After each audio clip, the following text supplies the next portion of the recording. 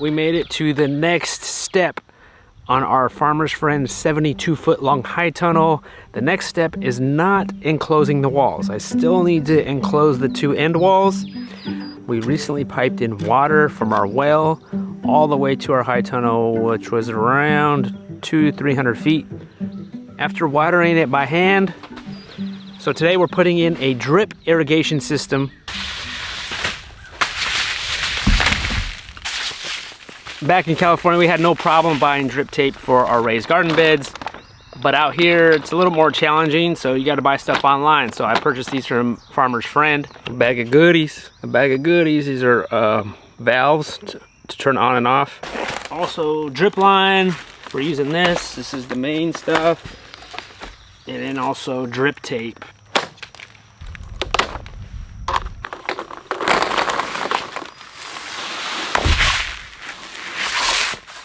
Initially I was going to run the main pipe going along on this side, but then I had a second thought, so I phoned the wife. I'm wondering if we should put the start of it on that side instead of this side. We should. That's a fantastic idea. You know why? Is because I can't plant anything so close to this edge because water drips off of this. And I've lost already a little bit, like that much of my beds, which is the perfect width of that. So I can't really plant anything. The plants will grow over it, but I can't like plant something in that ditch because, you know, the soil has eroded away from all of the rain. Because at first I was gonna have it on the ground like that, but then we have these raised beds that are, you know, they're pretty high, and then the water would have to travel up the drip tape. So then I was like, okay, I'm gonna put it up this high, but then in the walkways, this is gonna be in the way. You know, we might trip over this, or if we want to bring a wheelbarrow or something in between the rows. No cauliflower yet? No. I thought that they would grow the same time or as quickly as the broccoli because we're getting so much broccoli in. We got broccoli though. Look at that. Oh, this is not your typical bed layout in a high tunnel, so that's why you kind of have to think things through and troubleshoot. I mean, Farmer's Friend has a kit where you, if depending how many rows you have, you just buy the kit and you just install that. But here, that was not an option. So this might be a little bit more challenging because I have more space to work with over here, but over here I'm limited. Have to try not to ruin any food also.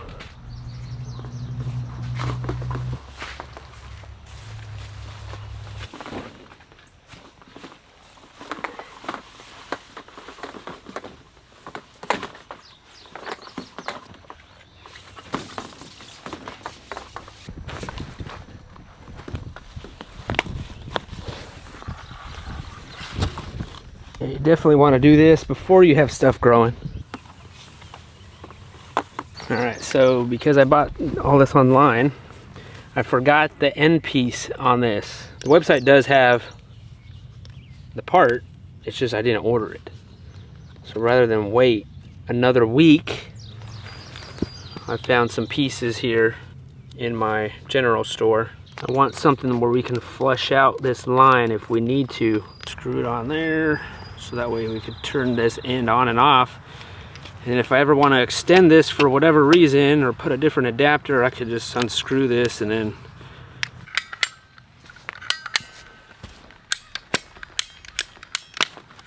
these drip locks are pretty cool.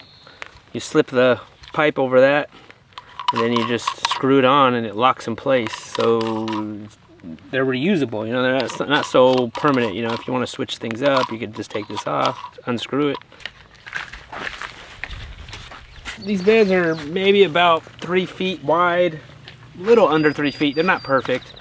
So we're gonna do 2 drip tapes per bed. It's just kind of hard to get in there with all the growth that's happening. So I added that one there, and then we're gonna add this other one here. We gotta punch a hole through this pipe. Don't destroy the plants. Hopefully we have enough of these. I decided to use these, 2 of these per bed. So this is the drip tape. There's holes in here, so when the water comes through, it just kind of drips out. You slip that through, and then you tighten this over that, and then it's tied in there. And this part, you poke a hole through that pipe, and then you stick this through the hole, and the water comes in this way and drips.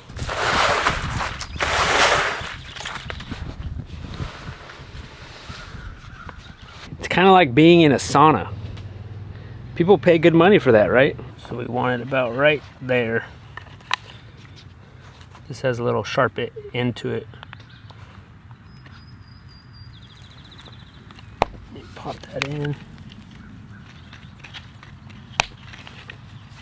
And then you tighten that little nutty. Cut that to length. Then we have these ends. It's just a piece of plastic, really.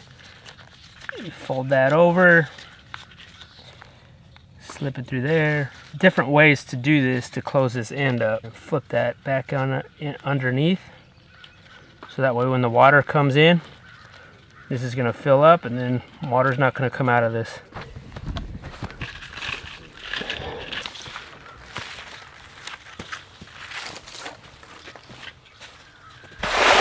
All right, we got 2 beds down. 11 more to go. We're using drip tape over overhead irrigation is because we're on a well. With drip tape, I feel there's less waste.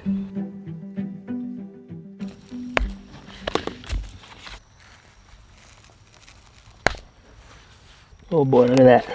Look at that baby cabbage. Spare drip tape. Another way to tie up the hens. Fold it twice and slip it through, just like that.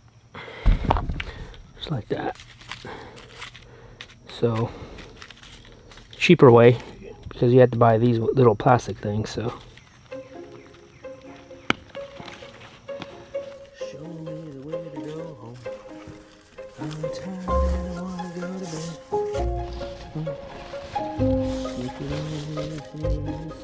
Show me the way to go home. I'm tired and I wanna go to bed.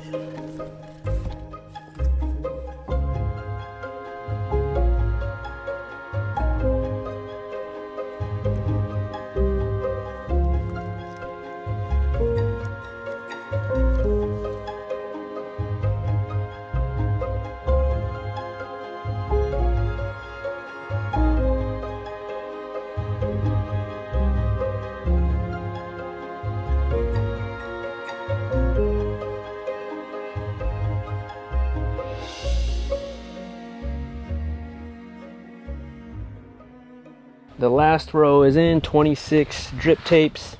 All right, it wasn't too bad, just fighting with all the tomatoes and the cabbages. That was the hardest part, but let's hook it up now to the water. Alright,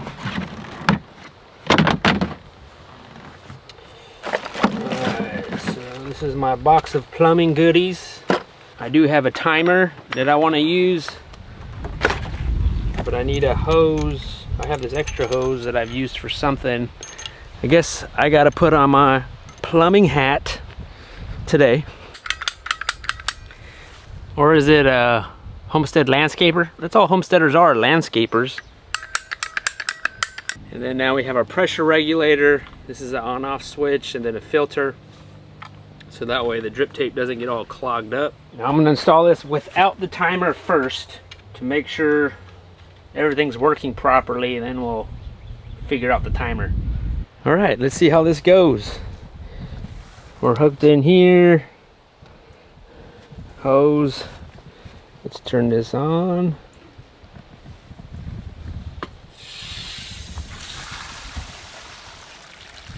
So I closed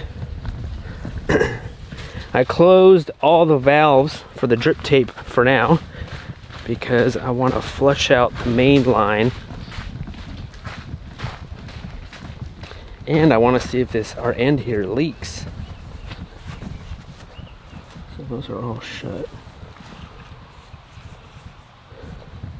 This looks all right. Let's see.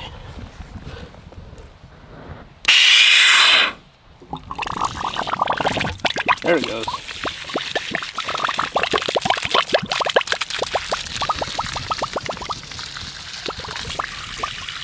Got some air in the line. So let's turn that off. Let's see if this thing leaks. I think we're good. I think that connection that I made up is good. It should be flushed out. Now let's go back over here and let's turn on all the tapes. We're leaking here a little bit, but I probably just need to add some water tape. Let's turn this on.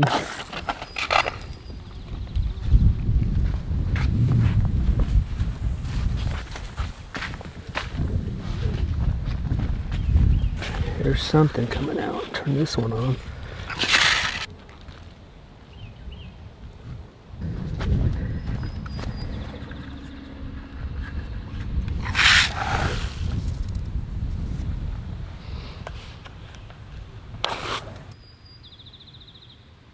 Taking out all the air in the lines.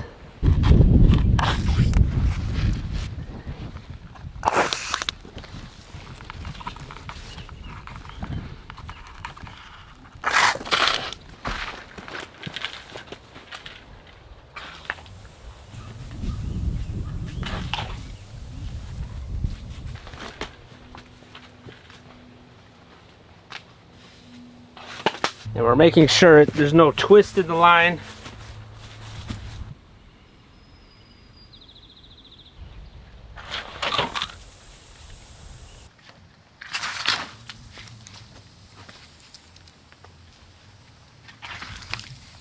Yeah, it looks like it's working.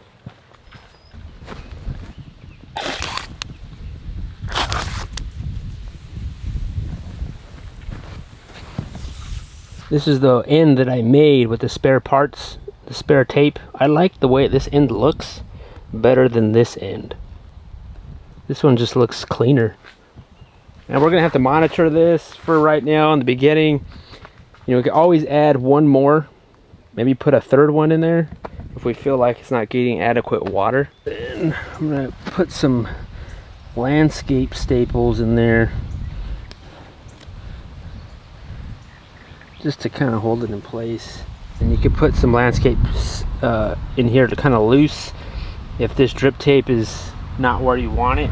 All right, so it's been going for about 10 minutes now. And I don't see any leaks other than the drip tape. And so we made, you know, this is longer, so we could always add to that if we want to, or we could turn off the beds. Like say this is all gone, there's no food growing, you could turn that off or leave it on. Or if we want to switch it up, also if we want to extend the garden more, we have this. You know, if we want to make it longer, or we can add one more bed right here. I think in a lot of ways I still have that as far as water is concerned, I have that California mindset still of you got to save all the water. That's why we're saving a ton of water. You know, that's why I decided to use drip tape. You know, I'm always conserving water. You know, even if there's water, if we have to somehow turn on the hose and the water leaks or something, I always stick a bucket underneath there, and we got to save that water. Out here, you really got to worry about that because it rains so much here. So I'm going to add some tape to this so it won't leak, because I don't need it to leak. Well, if you're going to go to the trouble and put drip tape, you might as well put it on a timer.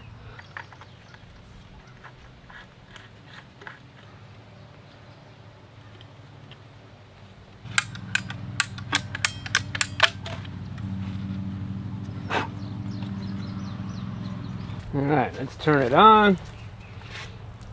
Everything's tight.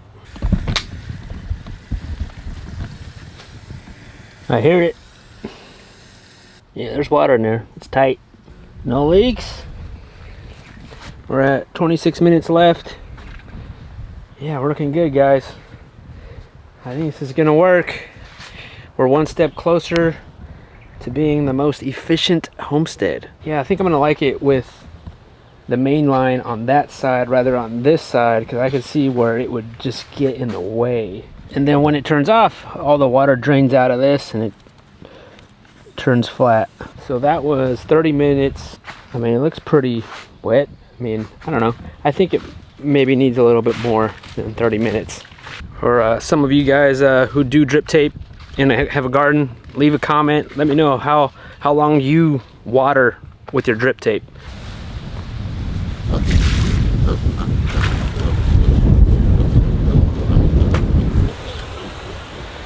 You gotta water my pigs.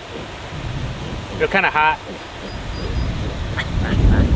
All right, the gardener's here. The inspector is Inspector. here. Yeah. Do you think it's enough water? We had this on for an hour. It's kind of hard to say because right now it's the middle of a very, very hot day. Yeah. So, I mean, we it's could. hard to say. This row looks good. It's wet in there. See That's now, good. that's dry. Yeah, it looks soaked all the way through. Yeah, it's just so weird because I'm like, oh, well, this part looks really dry, but this part doesn't need to be wet. It's really just this part right here. That looks good. I guess in the future we need to be better about planting a little straighter, because look at how. Yeah, there's some plants that are not. Yeah, like see this one, like these ones are close to the drip. Yeah, it looks good. It looks well watered, and it doesn't look over watered. It'd probably be better to put the drip tape first and then plant, so that way you know where to plant. Or you make sure you plant where there's water dripping out. Down here by the roots, it's pretty wet. So I think an hour is good. I think an hour is good. I think any less than that wouldn't have been enough. See, like this drip is perfect on this guy. That's it. Yeah. Now you have more time for more activities. We got the pig bucket, and we're picking food for our pigs. I know. Pigs are spoiled. I'm just picking all of the ugly ones that have been bug eaten, or the ones that have been on the ground, on the soil, and have gotten just kind of soggy. So those ones are going to the pigs. The nice ones we're keeping for ourselves. Sweet potatoes popping. Like we can't even contain them all in here. Like they're already spilling out. So we just finished the drip line, and now we're harvesting beets. Look at this bed. I know, I planted them too close together. But they're in there. They're there. So we're just gonna pick the biggest ones out of here and then allow time for the rest of them to kind of continue growing. Like this one looks good. That's a good one. That's a bull's blood, the one you like. I like the bull's blood one. The darker, the redder, the juicier. We like to make roasted beets with these beets and some sweet potatoes and carrots. So we'll just put them in a tray and then roast them in the oven with a little bit of maybe avocado oil, salt, and maybe a drizzle of honey, or maybe even a drizzle of balsamic vinegar. I don't want to do is harvest all of these beets because we can't eat this many beets like in before they go bad. We're harvesting as we go. Yeah, we're just gonna harvest as we go, and they're okay in here. I think beets are one of those crops that we grow that I don't think we really bought at the grocery store, and we never ate until we started growing it. Some of these carrots are like this really tiny small variety, so they're not supposed to get big. They're supposed to be circular, round, and plump. Man, this is definitely the most we've ever grown in this property. Yeah. Not on our 1.5 acres, not yet. We're not there yet. So yeah, look at, so this is that variety. This is a perfect example of this variety. This is as big as they'll get. They're just short, round. They're like little tiny snacking carrots. I didn't want to plant these, but I thought these would be fun. Oh, yeah. Pretty little carrot. I'm like pulling them out as I pull them out. Wherever you see like this bulk mass.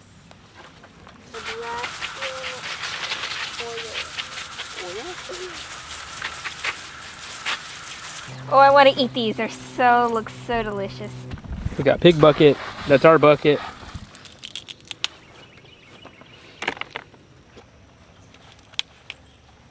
What'd you guys get at the grocery store? We got lots of beets and lots of snacking little tiny carrots. This is what's left here. These look good. Yeah. That's gonna be great. Yeah, we still have some more in here. We left a whole bunch so that way hopefully we created some more airflow and they can grow, they can get some more sun and some more light, and some more water when we water. But yeah, so this is just today's harvest. And this is for our pigs. Everyone eats good here in the summer. Oh, he's big. Big old juicy one. Oh. Bernice! Yep, where's Bernice? Bernice! Bernice! Bernice!